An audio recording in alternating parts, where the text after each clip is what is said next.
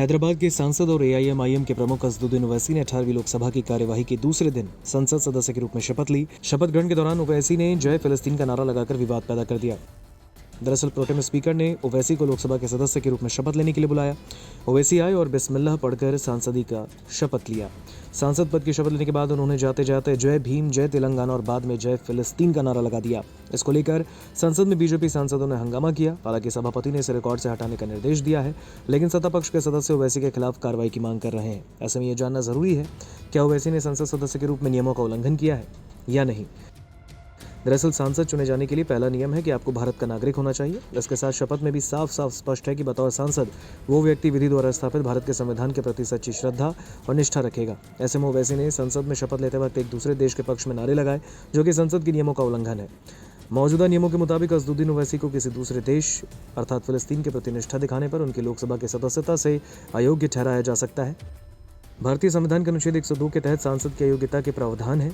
पहला, अगर कोई सांसद भारत सरकार या किसी राज्य सरकार के लाभ के पद पर आसीन पाया जाता है तो संसद में उसकी सदस्यता को अयोग्य करार दिया जा सकता है। दूसरा, अगर उनकी दिमागी स्थिति सही नहीं हो और कोर्ट ने उसे दिमागी तौर पर अनफिट करार दिया हो। तीसरा, अगर वो घोषित दिवालिया हो, ऐसा व्यक्ति जो अपने कर्ज नहीं चुका सकता और जब वो उस स्थिति में रहता है तो उसे दिवालिया माना जाएगा। चौथा, अगर वो भारत का नागरिक नहीं है या उसने स्वेच्छा से किसी दूसरे देश की नागरिकता प्राप्त कर ली है या किसी दूसरे देश के प्रति निष्ठा या लगाव रखता है। पांचवा, अगर वह संसद द्वारा बनाए किसी कानून की तरह अयोग्य ठहराया गया हो। यहाँ चौथे पॉइंट में साफ दर्ज है कि अगर कोई व्यक्ति भारत के अलावा किसी दूसरे देश के प्रति निष्ठा रखता है तो उसे संसद की सदस्यता से अयोग्य ठहराया जा सकता है।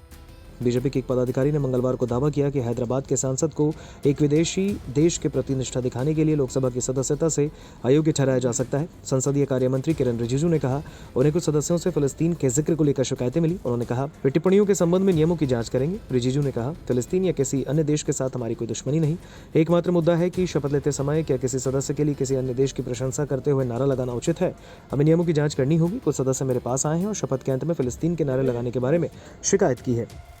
बीजेपी आईटी सेल के प्रमुख अमित मालवीय ने संविधान के अनुच्छेद 102 का एक अंश पोस्ट किया, जो संसद सदस्य के रूप में योग्य के आधार पर निर्धारित करता है। उन्होंने कहा, मौजूदा नियमों के अनुसार असदुद्दीन ओवैसी को एक विदेशी राज्य यानी फिलिस्तीन के प्रति निष्ठा दिखाने के लिए उनकी लोकसभा सदस्यता से योग्य ठहराया जा सकता है। संसद से बाहर संवाददाताओं से बात करते हुए ओवैसी ने कहा कि उन्होंने सदन के भीतर जय फिलिस्तीन कहा है।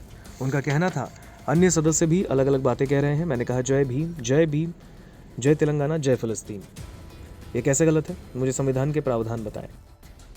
नहीं कहा तो सब आपके सामने है, सब बोल रहे हैं, क्या क्या नहीं बोल रहे हैं। हम क्या बोले? हम जय भीम, जय तेलंगाना, जय फिलिस्तीन। तो उन्होंने फिलिस्तीन पे ऑब्जेक्शन उठाया था बीजेपी ने। कैसा खिलाफ है? कैसा खिलाफ है? कैसा खिलाफ है? बताइए, बताओ कौन सा संविधान का प्रोविजन है? अपने बयान में उन्होंने आगे कहा कि आपको दूसरों की बात भी सुननी चाहिए। पढ़िए कि महात्मा गांधी ने फिलिस्तीन के बारे में क्या कहा था। यह पूछे जाने पर उन्होंने फिलिस्तीन का उल्लेख क्यों किया, ओवैसी ने कहा, वे उत्पीड़ित लोग हैं। नमस्कार, मैं हूं मानक गुप्ता।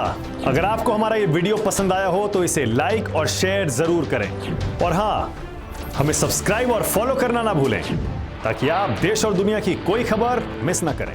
तो जुड़े रहिए हमारे साथ और देखते रहिए न्यूज़ 24।